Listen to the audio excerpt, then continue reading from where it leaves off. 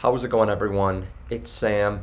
The market has been so red the last few days, whether it's crypto or stocks. I mean, we went down 6% on the NASDAQ, came back a little bit to 5% down, and then the next day we were down all the way at 2.6%. I mean, it has been so ugly out here, and so many people are worried. And the question is, what do you do right now? Do you sell? Do you try to buy the dip? Do you wait because you know there's a massive bear market coming?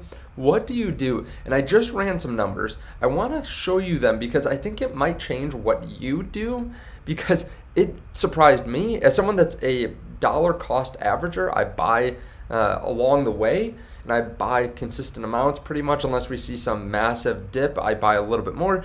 But even as someone like that, these numbers surprised me, and I just want to show you them because I think it's going to be really valuable. If you guys don't mind hitting the like button and subscribe button, I appreciate that. There is a link down there to BlockFi to start getting an interest rate on your crypto if you're outside the US. If you're inside the US, you can still get up to a $250 bonus. There's also a link down there to Unstoppable Domains where you can get a readable wallet address, something like sam.wallet, and that way it's a lot easier for people to send crypto to you. Also a link down there to public in case you want to start investing in stocks. And there is my Patreon link underneath the video if you want to know exactly when I buy and sell different cryptos and stocks. Now, let me just be clear. I think now is a time to buy. I think now is a time to buy because of the fact that everything is so discounted. And when we look 3, 4, 5 years out, no matter what happens over the next couple of weeks, right? Like what I just talked about, the CPI data reading on May 11, and it could go well, it could go poorly. No matter what it is, in a few years, I don't think it will matter. Right? If we have an extra 0.2% in our CPI, no one's going to give a crap in a few years from now, right? Everyone looks at what's happening over the next few months because we want to know where the best place to put our money is. We don't want to invest now when Bitcoin's at 36,200 if it's going to fall down to 30,000, right?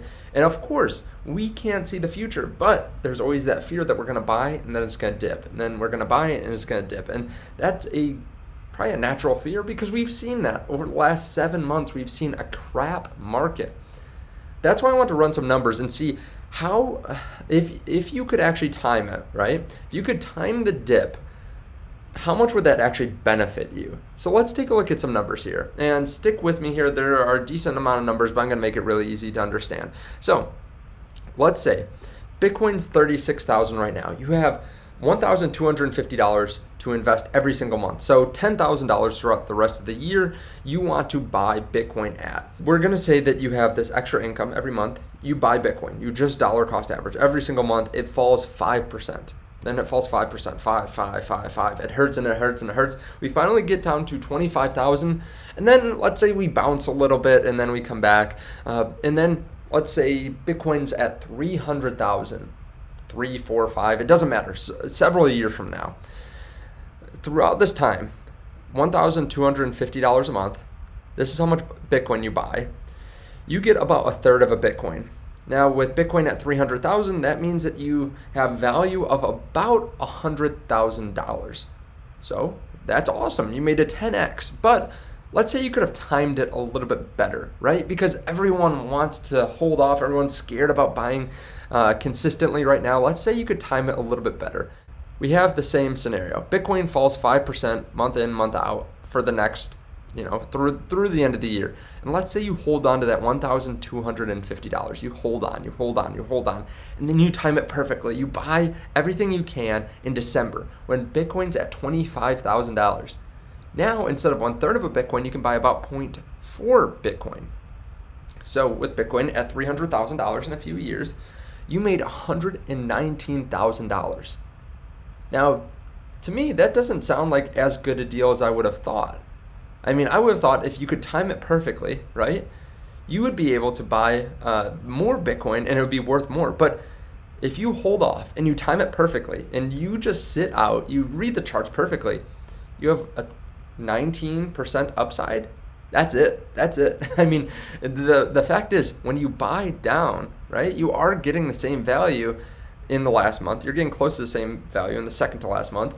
Now, what if you're not that good? What if let's say the market starts to come back a little bit and you can't time it perfectly? So Bitcoin goes down 5%, But then in August, it hits its bottom. Kind of like last year, right? We fall just under 31,000, and then it comes up 5%, and then up 5%, up 5%, up 5%. That's not crazy to think about, I don't think, especially if the Fed becomes a little bit less hawkish towards the end of the summer, and you just dollar cost average. You dollar cost average throughout this whole time, you would only get about 0.29 Bitcoin. So less than over here, obviously, because Bitcoin doesn't fall as much. You get 0.2 Bitcoin. This is going to be valued at about 88,000 when Bitcoin's at 300,000. Let's say you held off, right? You held off putting money into the market, and then the market starts to return. But you think this is just a dead cat bounce, so you miss it by 2 months. So you see it go up 5%, then you see it go up 5%, and then you invest all your money. You invest $7,500, and then you have another $1,250 come in the next 2 months. You actually are able to buy less Bitcoin. So even though you missed out on this drop here, all the way down, and you actually bought in at 34,000 instead of investing at 36,000 or 34,200, you actually end up with less Bitcoin. Your value goes down about $2,000 or about $1,500 when Bitcoin's at 300,000. So even though you held off for several months when it was dipping, you actually lose out. Now let's say you're a little bit closer, right? Let's say your timing is a little bit better. So instead of waiting 2 months when Bitcoin starts rebounding, you see it rebound at $1,500 and you're like, okay, this is it, right? We're gonna start making money right now. And you put in all the money that you have at the time, because remember, $1,250 all these months and then this month as well. You are able to buy just a little bit better than if you just dollar cost average, right? You have 0.297 Bitcoin instead of 0.293. So you barely have any more Bitcoin. This is worth $1,000. And this is you timing it really well. Like after it bounces the first time, you call that it's only gonna go up from there. So this is quite interesting. To me, this was surprising. I would have thought if you could time the market, you would have done much better than this, right? This is such a small return, 1% better return for waiting off months. And this is, remember, in these scenarios, let's say we have a bigger bounce, and then you think, okay, the market's going to come back down though, because there's still so much, fear out there. The Fed's still raising rates. There's still a war. There's supply constraints and all this, and then you just don't get in. What if this, instead of a $1,500 bounce, is a $4,000 bounce, a $10,000 bounce, a $20,000 bounce? What if there's some explosive news like a spot ETF where you can't get in fast enough, and then instead of being in this literally 10x investment over the next couple of years, you get a 5x because Bitcoin's actually at $60,000 because of some big news? Well, you just screwed yourself. Even though you might have been only off by a day timing the exact bottom, the fact is you might not be able to get back in. That's why I am dollar cost averaging, because I realize, sure, if I time it perfectly, right, I might be able to get 20% more upside. And of course you can play with the numbers. If Bitcoin falls down to 10,000, of course it would be more valuable to be able to hold off to the very bottom. But who says it ever gets there again, right? This is going to be a great investment, in my opinion, over the next couple of years. And I don't want to miss out on literally a 10x gain where I just have to put money into the market when I have it to try to get a 12x gain. And I risk missing out on a 10x gain. That's just my opinion, of course. And this, you can play with the numbers, you can change them, you can manipulate them. But I try to make it pretty fair in these different scenarios and pretty realistic, right?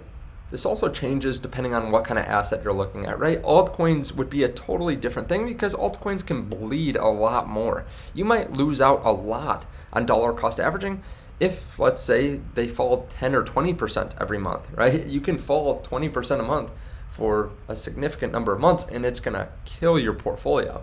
Now, of course, I think this is also valuable when you start looking at stocks as well.